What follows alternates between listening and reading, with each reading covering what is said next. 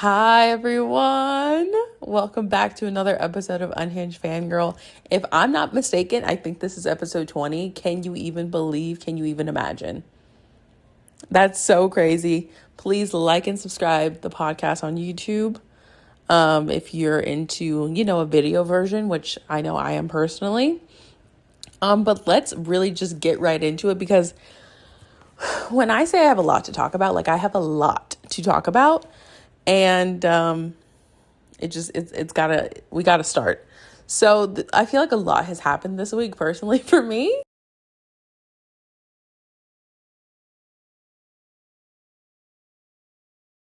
Yeah, I hadn't even talked to you guys until, well, now that I'm talking to, I can't even speak right now. There's so much happening in my brain that I can't even function. The new season of Secret Lives of Mormon Wives is out. And guys, they did not disappoint. They hit the ground running because I figured at the end of season 2, they showed us a preview of what would be season 3. So I imagined that they hadn't stopped filming that entire time, and they didn't. This season was absolutely insane. It was bonkers. If you don't know what I'm talking about, you're just going to have to find out for yourself and just tune in. Go to Hulu right now and just tune into that show because I'm obsessed. I'm obsessed with everything and everyone, and that whole situation is absolutely insane. But I do want to focus on a couple little characters, and also this is everything that made me unhinged this week. The list of things that have made me unhinged this week it's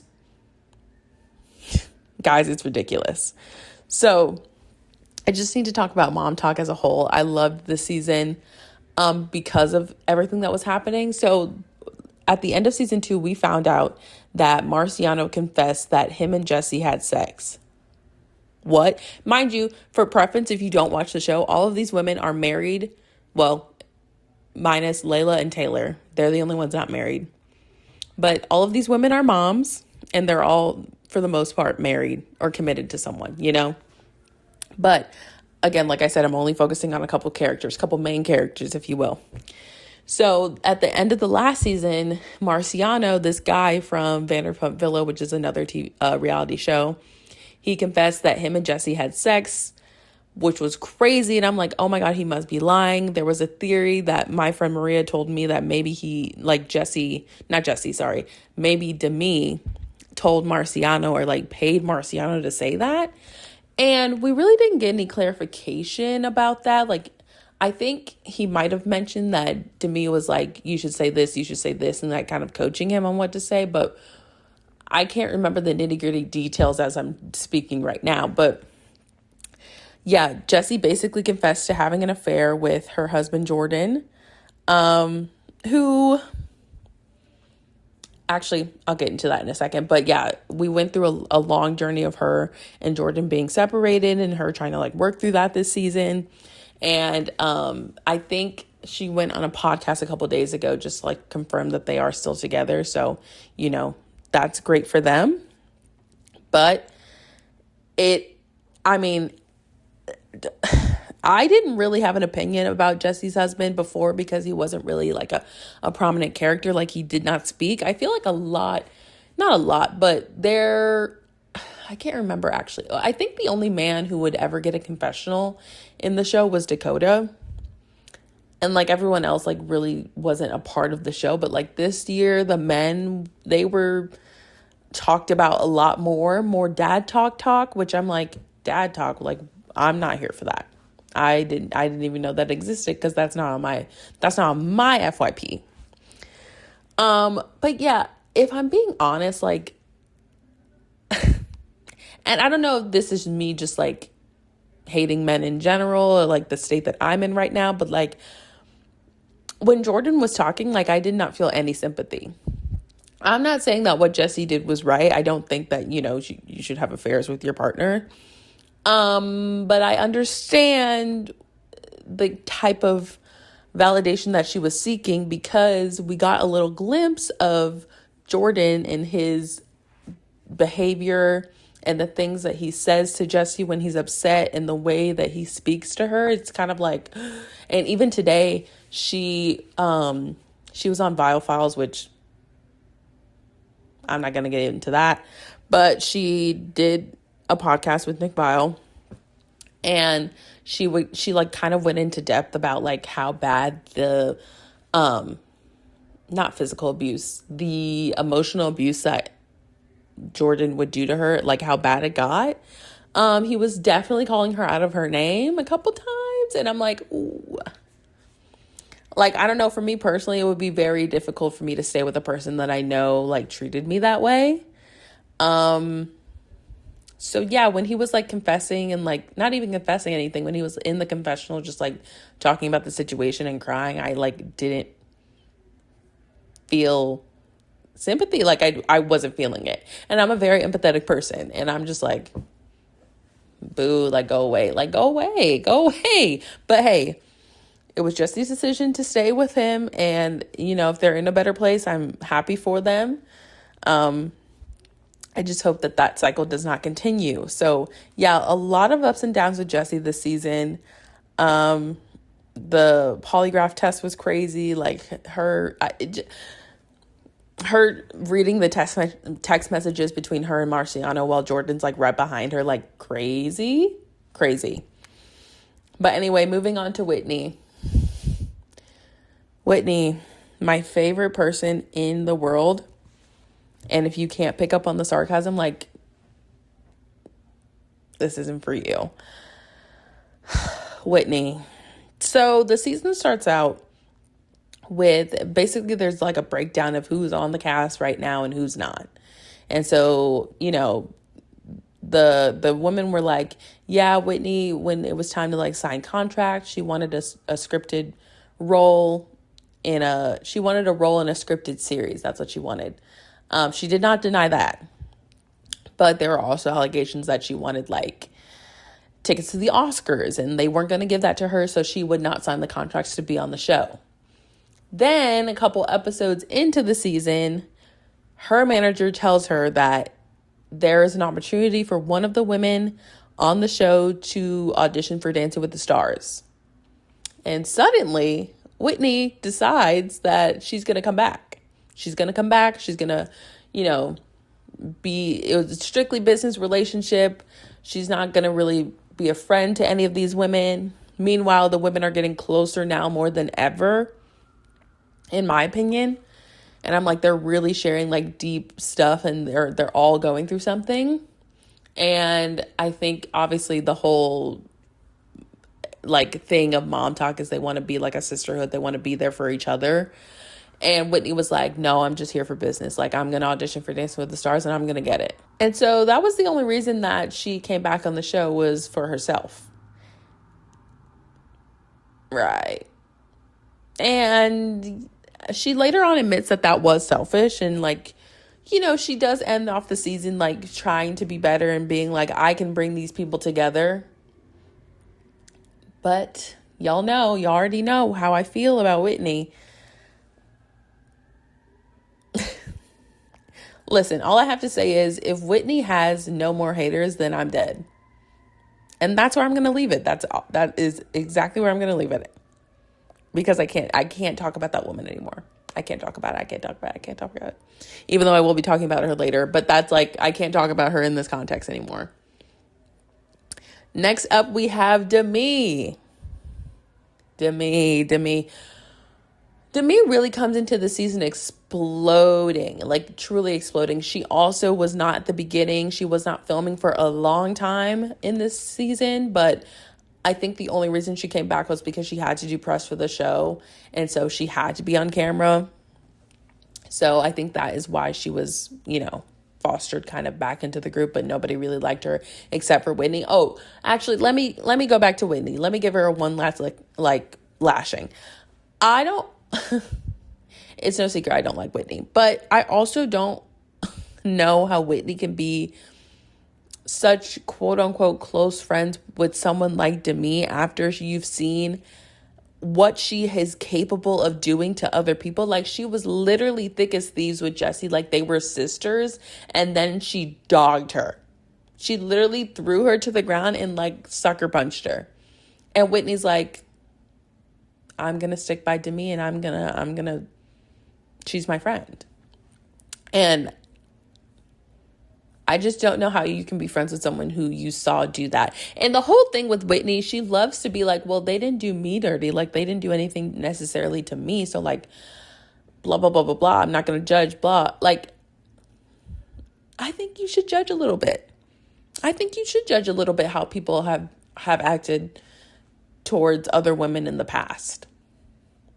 I think that's something that you should take into consideration. And like,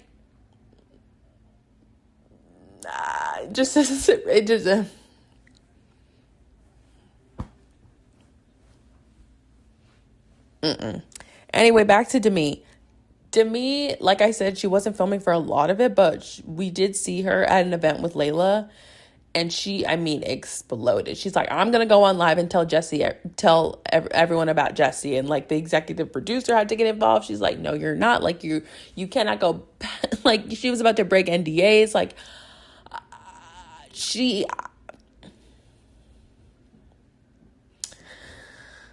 well, I really don't even know what to say about Demi. Like, she is, and her arc this season, I can't even really get into it because I'm not about to speak about,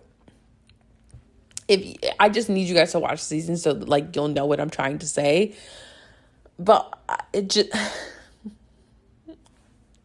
like, the whole situation with Marciano, I was like literally like biting my nails. I can't, like,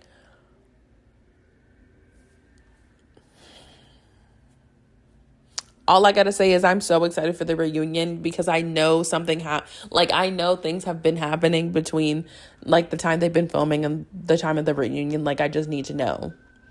And there's so much I need answers on. So yeah, I really can't even say that much about Demi. Just like, she is like, whatever. Last but not least, I want to talk about Taylor. I think from the looks of it, it looks like Taylor has really grown as a person. Yes, she is still like dealing with her demons and like dealing with stuff that has happened in the past, specifically with Dakota during the season. But I think she truly has like changed. She has changed for the better. And I think that she is becoming like a beautiful woman to like watch blossom. I think the way she handled a lot of the situations this season, she was very calm, she was very understanding, and she was giving a lot of people grace, even when maybe they didn't even deserve it. And I think that takes a lot for someone to do. And I think her stepping up and being the leader of momtok during this like tumultuous time was obviously like incredible to see. And I just think that she's becoming like a beautiful person to watch grow. Yes, she is not perfect and she still has a lot of growing to do. I mean, we saw that this season because she went back to Dakota even after everything that happened. But it was also very comforting to see that, like, yes, she made that mistake with Dakota, but in the back of my mind, I'm like, but she's going to be the Bachelorette. But she's literally the Bachelorette as we speak. Like, she's filming as we speak. So that was just really great to see. And I'm like, she's finally done. She's done. And I feel good about that one. So yeah, go watch Secret Lives of Mormon Wives. Even if you don't think that you're a reality TV type of person, like, I think you'll like it. I really think you'll like it. And hey, this isn't even sponsored by Hulu. Hit my line. But yeah, moving on. I need to talk about Meghan Trainor, and not in the way that you think I might. Yes, Meghan Trainor does look a little different these days, but that's partially why I want to talk about her. I want to talk about her because Meghan Trainor has always been someone who I'm pretty sure has had like extensions in her hair. And there is nothing wrong about that. Like, I don't care if you do or don't have extensions. Like, girl, who are you talking to? Like we're not even going to get into my hair personally.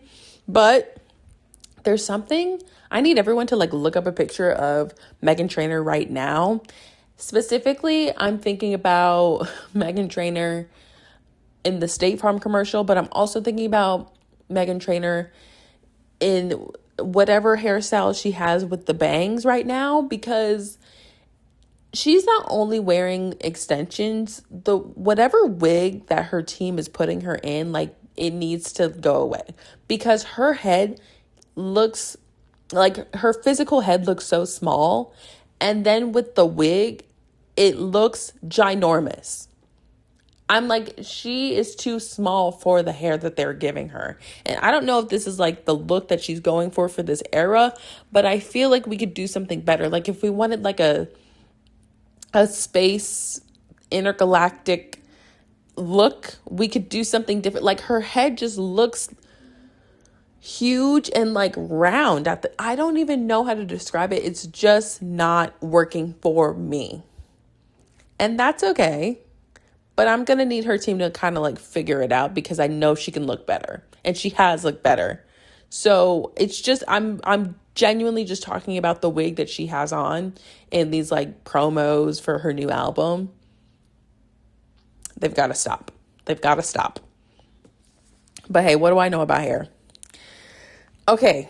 Next, I just watched this movie today, but I need to talk about it because I waited a long time to go to the movies to see it.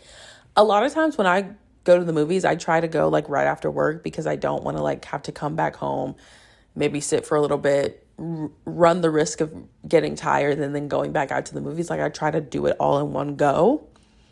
And today I finally had the privilege of watching Regretting You, which is based off a Colleen Hoover movie. And I know that Colleen Hoover, we all saw what happens to It Ends With Us, okay? Me personally, I didn't watch It Ends With Us, but I did read the book. And I think I've come on this podcast and defended the book a little bit. And I'm going to stick beside my opinions on that. If you want that, it's in a different episode. I don't know. You're going to have to search for it or text me directly. But I didn't watch that movie. But I knew that this was based off of one of her books, or at least I had the inclination. I'm like, I think she had something to do with this. And when I tell you, if people are saying that they hated this movie, they are just saying that they hate unrealistic love. And I understand that that sounds insane. I get it. Like, yeah, you should hate unrealistic love. But at the end of the day, how can you not love it? Because this movie really had all of the implications of a great romance novel, which it was. And it makes sense as to why they would produce this as a movie, because I'm like, it had the drama. It had the sadness. It had the romance. It had the yearning. It had everything that you could ever want. And yet, I was coming back for more. I'm like, I was... Also, another thing, whenever I go to the movies, especially now, I tend to like fall asleep a little bit because, I'm coming right after I worked like 8 hours at work. I'm a little tired. It's dark in there. But for this film, wide awake immediately. I was wide awake. I was glued. They had my attention immediately. I'm like, oh yeah, I'm here. No, like I'm seeing exactly everything that you want me to see. Like, if you hate that movie, like, you don't like fun, and you don't, well, it wasn't actually that fun. Like, it was fun, but it wasn't a fun, like, plot. It was sad. I was crying. I'll admit it right now. I did cry. A couple times, actually. It got me a couple times. It was just me and this other man in the theater, but I had the whole row to myself. And thank God I was in the back, because I almost started yelling at the screen. I was like, it was a lot. Anyway, let me take you through my favorite parts. So, I just need to talk about Dave Franco. Dave Franco in Regretting You. Oh my God. It actually had everything I could ever want. Because, first of all, Dave Franco in glasses. Yeah, give me that. # need that. Also, his character, I've never seen yearning on the screen quite like this. Okay, I won't say never, but I haven't seen a character yearn for someone like this in way too long. And this is what I'm talking about when I say we need more romance in cinema. I'm sick of the horror films. Why are we doing horror every other month except for October? Like, horror should only be in October. The influx of like horror and thrillers and scary movies. Why are we getting Five Nights at Freddy's in December? Baby, that's Christmas. That's Christmas. I shouldn't be afraid during Christmas time. You know what I'm saying? Like, cut it out. Cut it out. But Dave Franco's character in this, woo! I'm telling you guys, you have to watch it. Like, you just have to watch it. Because, oh my gosh, like, I don't want to spoil it, but I'm going to spoil a little bit, because there's something about a trope that's like, oh my God. There's something about a trope that is like, it's always been you. Like, I don't know how you couldn't have seen it, but I've always loved you. Like, ooh, it's going to get me every time. It's going to get me every time, because that is the goal. That is the dream. That is the way, the truth, and the light. Like, that I just don't have enough words. I just don't have enough words for the way that Dave Franco was yearning for this woman. Oh, ooh, like, I'm going to spoil something. I have to talk about it, because for her birthday, he gave her a bag of watermelon Jolly Ranchers, okay? Just a bag full of them. Only the watermelon flavor. Okay, cool. Later on, she says, like, later on down in the plot, she says, I can't believe you don't like watermelon. Like, that's the best flavor. And I knew exactly where that was going, because he goes, I actually do like the watermelon flavor. And she's like, what? And he's like, I just saved them for you because I know they're your favorite. Bitch. Like, get out. Get out, because no, I can't be seeing that on the screen. I wanted to flip my recliner seat. Anyway, I also have to give props to, actually, I need to look up this man's name. I need to give props to the How to Train Your Dragon actor in this as well, because listen, wait, let me look up his name. Mason Thames. Mason? Now, Mason. Okay. I'm going to tread lightly because I remember looking up his age when I saw How to Train Your Dragon, and he was in fact 17, which is absolutely insane. So I will tread lightly, but I'm going in the context of this film. He was doing insane work. And that's all I'm going to say, because he will be a star, and he is one, actually, because not only did he have he was in How to Train Your Dragon, he was in some horror movie, and this all like within about 4 months of each other. He's a star, okay? There was something that he did towards the beginning of the movie. Whoever put that in there was diabolical. Absolutely diabolical. And I'm going to spoil something else. The promposal, bitch. The promposal. Yes, it was cheesy. I admit that. But there's nothing like a little home video to really pull on those heartstrings, because when he showed her that promposal video, I lost it. I absolutely lost it, because what do you mean it's always been you? Like,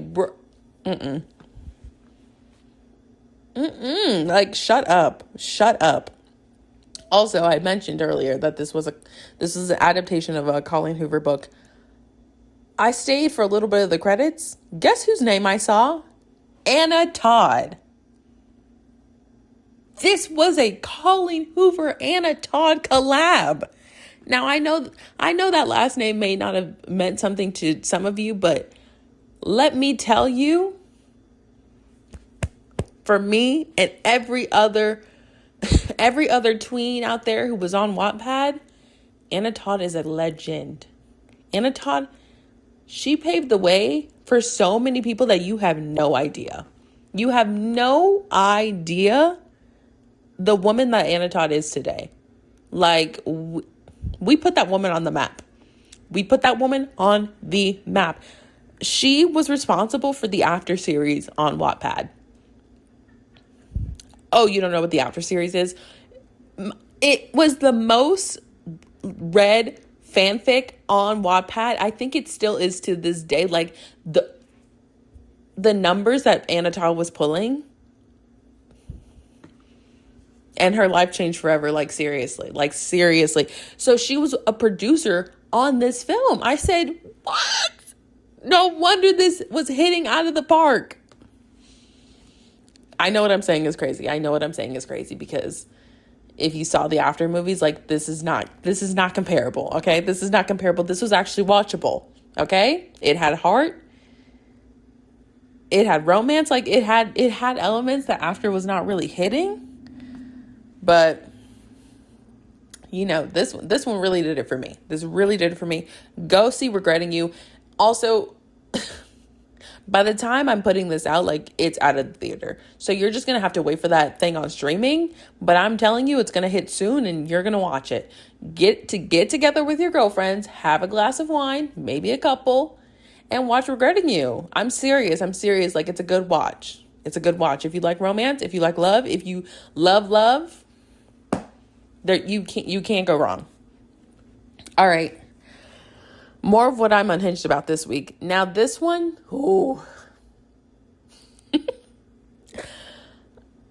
this entire week, like, okay, let me set the scene. Y'all already know that I love Dancing with the Stars. I'm going to talk about it in length later. But I think I touched on this a little bit, but like, Val is my favorite. Honestly, out of all the pros on Dancing with the Stars, Val has always been my favorite. And I have picture proof. I recently went back on my Facebook and I saw a picture of me at Val and Max's tour when they were touring back in 2016. I went with my mother because she also loved Max and Val because, duh, birds of a feather flock together. And every time I see him, I'm just reminded of the girl I used to be. That's crazy. But like, I'm just reminded of the girl in high school who was obsessed with Val, and like, nothing has changed truly, because there was a random video I saw on my For You page this week, and I've been loving Val this entire season. Like, don't get it twisted. Like, don't get it. Like, I've been loving him for a long time. But there's something about this week in particular. I saw a video of him. It was like, I don't even know whose video it was. I don't even know the girl in it. It was him, some girl, and like another guy. They were literally like in a parking lot dancing, not anything special. It was some like TikTok dance. I saw that video and I had a visceral reaction in the way that, like, it was a reaction that's like, I never have needed something more than I need him right now. And can I say that? Can I get convicted for a second? Like, Val, I need him badly. Like, I never needed someone more than I need Val right now. And I know he's married. I know Jenna Johnson well. I follow her on Instagram. I love their family. I love their kid. Like, I'm respectful, but Val, I'm going to need you to come to the front quickly. And the thing is, oh my God. And the thing is, I know Dancing with the Stars is going on tour, and I think Val is going to be on tour with them. And what do you want me to do with that information? Oh, so he's supposed to come to my city and I'm not supposed to get VIP? Right. Totally. Like, especially this week, I can't even describe, like, the final pose that him and Alex had at the end of both of their dances, actually. Their faces were so close that if I was Alex Earl, I would have leaned in to kiss him. I seriously would have leaned in to kiss him because I would have been caught up in the moment. I would have been like, oh, shoot. Like, oh, oh, y'all didn't feel that? Like, y'all were... Oh, I was in character.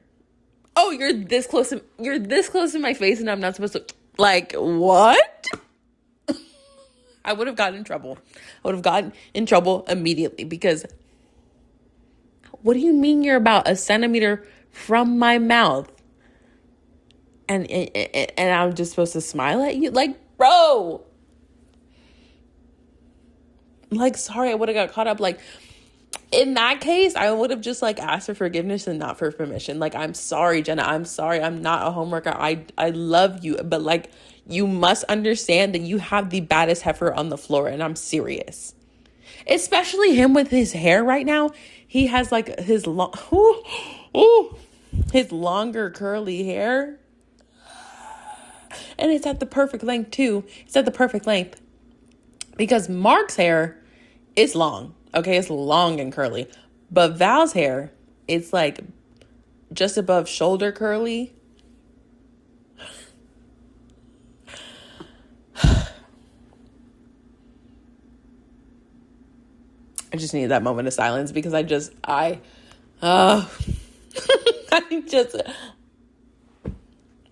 do it anymore. I can't stay silent. Val, like, I need him. Anyway. One more thing. I feel insane. I feel absolutely insane. To close out the things that have made me unhinged this week, I am still reading Mate. I think I looked, hold on. Let me grab my iPad to see how far along I am. Okay, so I've read 70% of Mate so far. And I'm not going to lie, in the beginning, I'm like, I don't really know what's going on. But I will spoil something. So sorry in advance. Click like a minute forward. So for a long time, they were talking about how Serena was sick and like she was like dying. Like she would get these bad fevers every single night. And she's like, well, I'm throwing up. I'm burning up. And like my eyes are bleeding, essentially. Like it was bad. And Cohen's like, oh my God, she's dying. Like she has whatever the disease was that they said. Turns out Cohen takes her to a different doctor. She gets a second opinion. And the thing, like, this is crazy. And the doctor goes, oh, you don't have this disease. You're just in heat.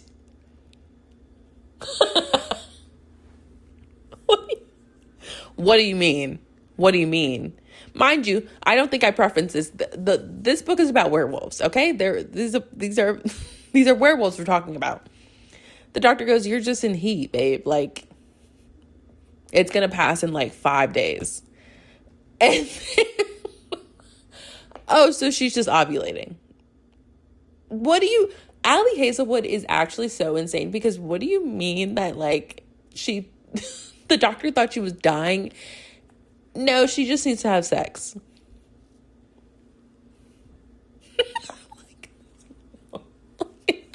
Like you can't, so that's where I'm at right now because what the hell? Oh, I didn't even say the best part. The best part about that is like, she's like, oh yeah, the doctor's like, you just need to have sex with someone. And Serena's like, okay. And Cohen, since he's the alpha of this pack, he has he's basically pledged to celibacy. So he can't help her. Okay. Like that is actually like I just can't even, Allie's brain. I would never have thought of that because yeah, they're cats. They're in heat.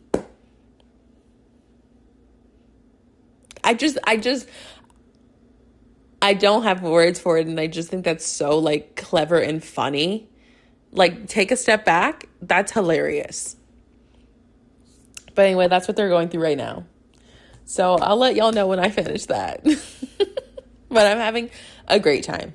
I'm having a great time like I was with Bride. Like, this is incredible, and I need her to keep in this realm. Truly. I need that. All right. Oh my gosh. Now I need to talk about Dancing with the Stars.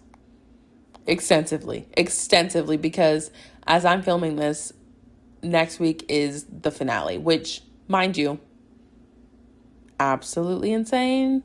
Absolutely insane.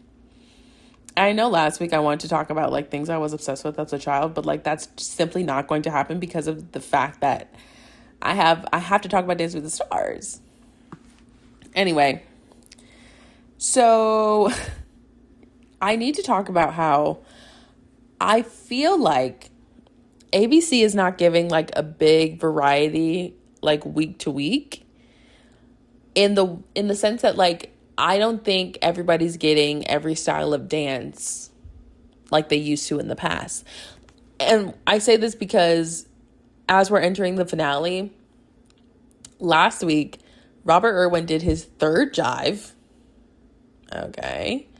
Which, like, yes, he's good at jive. He did jive week 1. Like, he obviously really excelled at, like, something like that. And I'm not saying that he hasn't been pushed since, but I'm just saying, like, it's just interesting because I feel like the challenge of Dancing with the Stars is doing every style of ballroom and Latin dances.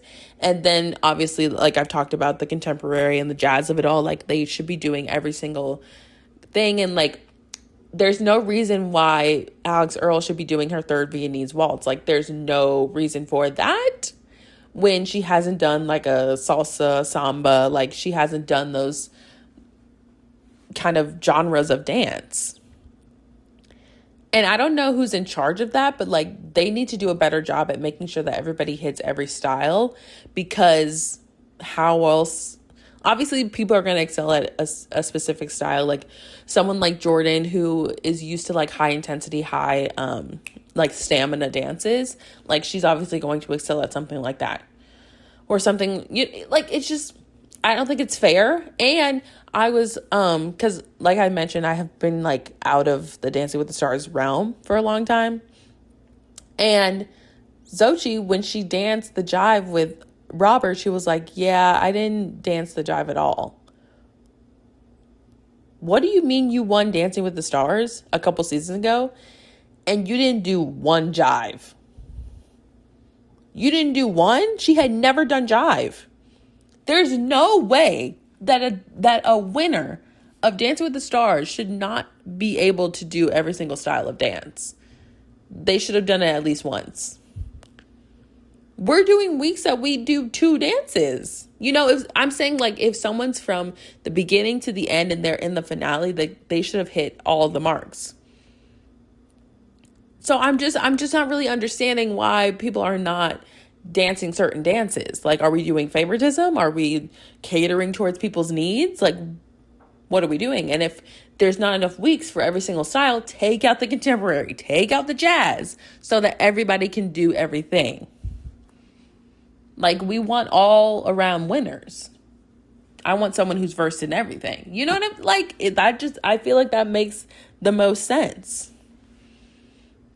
And like last week when we had the big 3 still, like Robert, Whitney, and Alex, they all did the same style of dance again, and they were pinned up against each other. I'm like, what role is production playing in this? I'm just kind of confused. So that was interesting.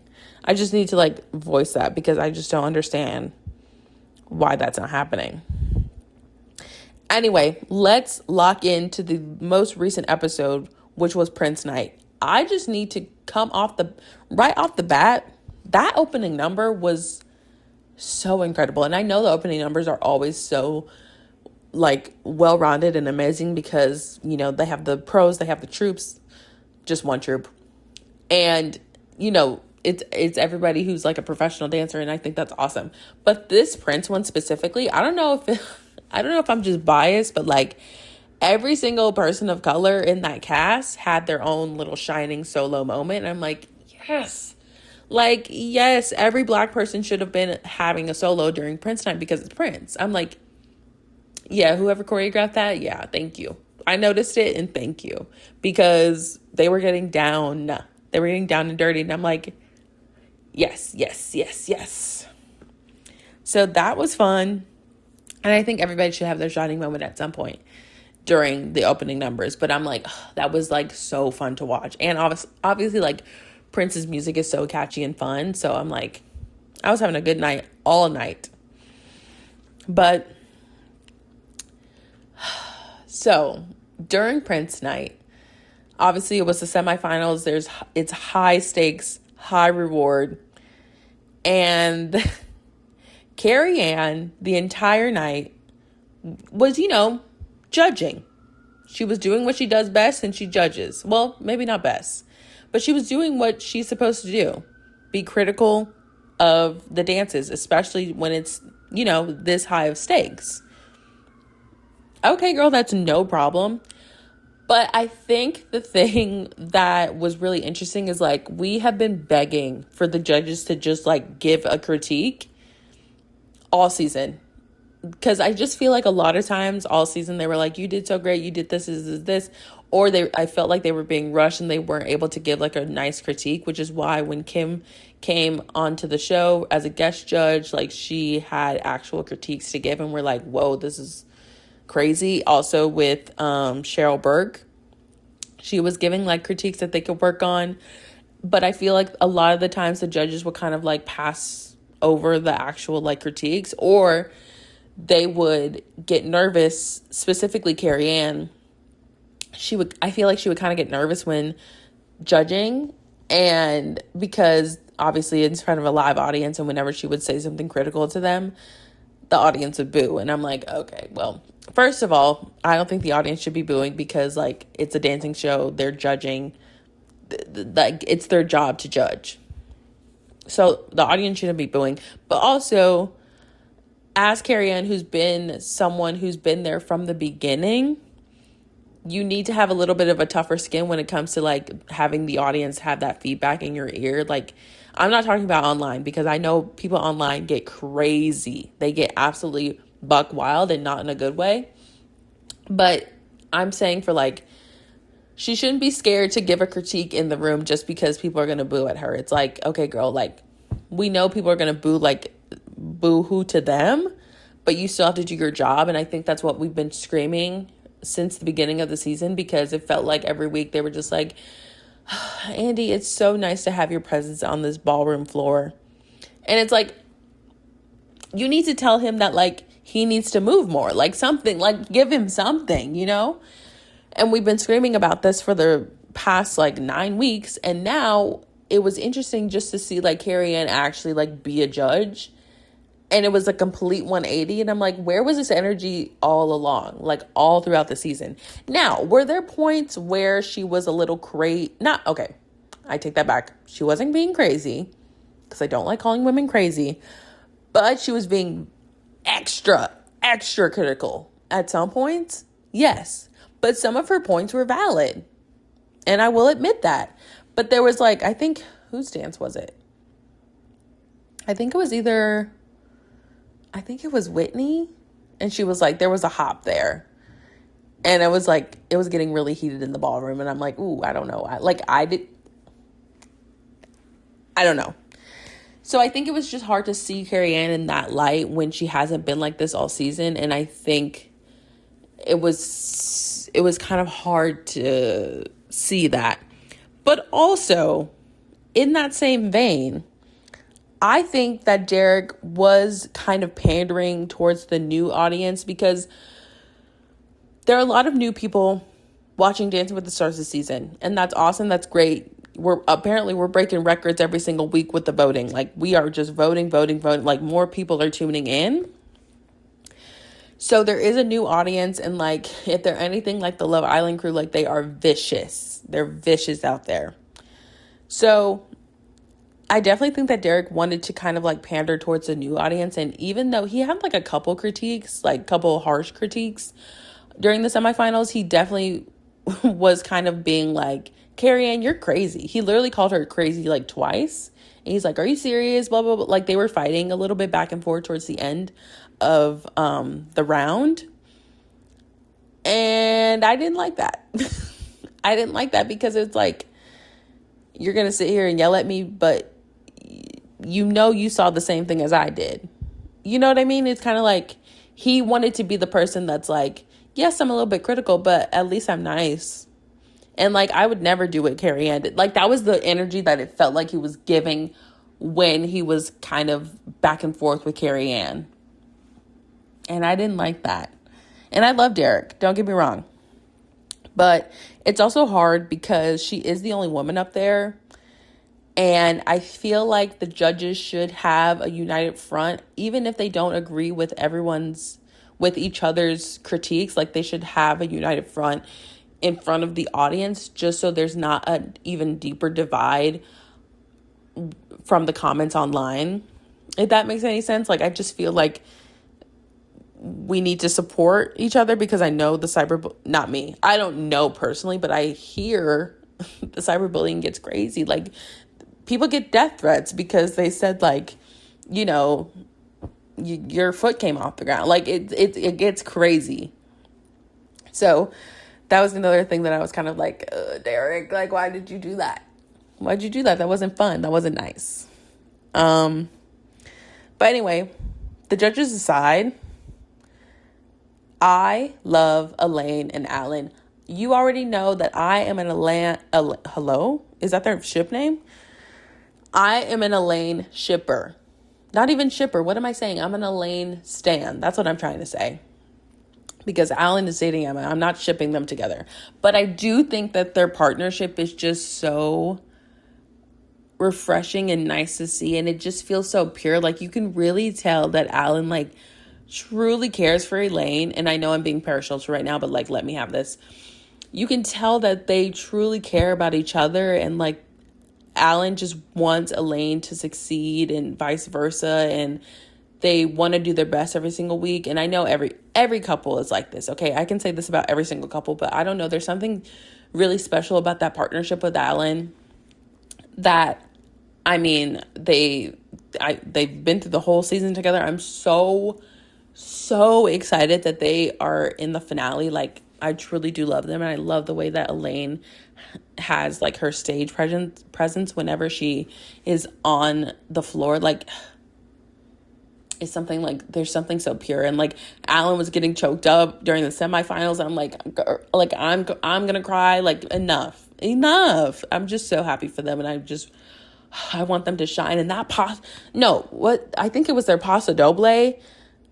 Oh my gosh, I've never seen Elaine have so much like strength and power when she dances. I was like, it was literally like I did a victory lap. And when the fact that she was the first one safe, and Alfonso was like, she's 54, like, that was perfect, absolutely perfect. And then I was like on a high. They could have said anything else, and I'm like, I don't even care. Like, I'm on a high. I love them. I truly do love them. And I'm also so happy that Elaine and Jordan finally got their perfect scores, specifically Elaine. That was her first perfect score of the season. And I was like, she needed that. She really needed that. Oh my God, the confetti. Anyway, and Jordan's dance, I think it was also Paso Doble. I really don't know. Argentine tango, I don't know. I'm trying to remember, and I can't remember. Whatever dance she started when she was literally upside down, yeah, that one, 8. That one really, really was perfection, and it deserved that score. What else? Okay, now I have to be a little mean. And by little, I mean, well, I just have to say that democracy is alive and well. democracy is alive and well. And I know what I'm about to say is going to ruffle feathers. And like, at the end of the day, you can't take my opinion away from me, and I can't take yours away from you. And I see your points, and they are valid, okay? And I know that at the end of the day that it is unfair that Whitney went home. I know that. I know that because if we really want to get down to it, it is a show about dance, and personality should not come into a factor. But when you have America voting for something, personalities will come into play. And for me personally, I could not let my feelings towards someone go to the side when it comes to this competition, because Dance with the Stars means a lot to me. I'm being very parasocial today. But I couldn't let that slide. And so Whitney did go home before the finale. And I'm like, she had incredible dances last week. And she has had incredible dances the entire season. And I get that. Like, it was, what she did was really incredible. And like, yes, honestly, like, she deserved to be in the finale. If we want to just like call a spade, like, she deserved it. Now, the fact of the matter is, the newest season of Secret Lives of Mormon Wives came out on Thursday. Dance with the Stars airs on Tuesday. That gave enough people enough time to see the things that she said on that show. They made their decision, and they sent her home. And I will say that we are missing out on something incredible, because I just know that Mark would have choreographed something so nasty in a good way for Whitney to do for their freestyle. Like, Mark's freestyles are really something like truly revolutionary for the show. Okay, I just realized I got cut off. I was literally almost done with, I was almost done. Like, I truly was almost done. Anyway, I was basically saying that Mark and Whitney, we're going to miss out on a really incredible freestyle that I know Mark would have cooked up. Now I'm just so annoyed because I had so much to say. I literally said so much. Anyway, basically what I'm saying is, like, I know what we did was unfair, but like at the end of the day, you can't change it. And I want to talk about Whitney, aka not Whitney Levitt, Robert's partner, Whitney. I think that Whitney really needs her flowers, because I think the way that she choreographs for Robert is so incredible. And I think that a lot of people have noticed that obviously Daniela is like a powerhouse. She is an incredible dancer. She is a Ferrari, as Derek would like to say. And I think she's very good at choreographing numbers to make herself look incredible, because she just is incredible. And I also think the fact that, you know, Dylan isn't the best dancer of the group. He is good. Like, he has improved a lot. But I don't think that, you know, he can't really keep up with that Ferrari every time. He can do his best, and he is doing his damnedest, but he can't do it every time. But I think that having someone like Whitney, you see what amazing choreography can do. And obviously, like, Robert is a good dancer, but in her numbers, she shines, but she also has a way of helping him shine as well. And in ballroom, there's like this whole thing where it's like, you know, the men are the frame, but the women are the pictures. So it's a little, you know, women have to do a little bit more. And by a little bit, I mean a lot more in these competitions. Like in Dancing with the Stars, like, they just have to do more because they're kind of the focal point of the dance. And that's like a whole other topic of conversation when we want to talk about scoring. But I don't know, Whitney just has a really good like sense of how to make the man shine as well as the woman. And so I just wanted to say that and give her flowers. But anyway, I also wanted to say that it's so interesting how America can come together to get someone off a show like Dancing with the Stars and to get someone like Whitney off. But we couldn't do the same for Love Island, when we literally had someone in the villa who was like yelling, screaming, shouting, crashing out, like being manipulative, borderline abusive. Like, we couldn't do that then. We had an insufferable summer, because we couldn't vote that person out. And yes, it always comes back to Love Island because, yeah, like that makes sense. Anyway, I think that's all I wanted to say this week. Actually, I do know I'm going back all the way to Colleen Hoover. She has 2 more adaptations coming out, which I am very excited for Verity because I read Verity this year. I think maybe earlier, middle of the year. Doesn't even matter. That book was so good. If you're going to read one Colleen Hoover book, and I think you should only read one, read Verity. Because, oh wow. I don't read thrillers or anything of that genre, but yeah, go and read that. I'm serious. Go and read that because I think, if I'm not mistaken, Anne Hathaway is going to be in that movie, and I can't wait. I can't wait, actually. So I know that's coming out, and also Reminders of Him, which I also didn't read that book, but the thing about that movie is, guess who's in it? Tyreek Withers. I don't know if I've talked about Tyreek on here, but just know that I'm obsessed with him. And no, I did not go see his movie Him because that movie looked a little weird, a little freakish, a little creepy. So I couldn't go see that one. I couldn't do that to myself. But just know that I do love him deeply. Every interview he's done, every video he's in, I'm watching it. I'm obsessed with him because he's hot and has a personality and he's goofy funny. But he is in that movie and he has I'm gonna go see it because of him. But I'm scared. But I think I'll like it because if I like Regretting You, I might like this. If he's Yearning, I'm gonna obviously go absolutely ballistic in the theater. So I don't know. You'll just have to wait and find out. Anyway, thank you guys for listening. As always, please leave me a rating on Spotify if you're feeling fancy. Follow the page on TikTok, Unhinged Fangirl Podcast on TikTok or Instagram, whatever floats your boat. And I don't know if I'll talk to you next week because it is Thanksgiving and I don't think I'm going to film before I go back home. So we might just take a week off if that's all right with you. But anyway, I'll talk to you guys later. Bye.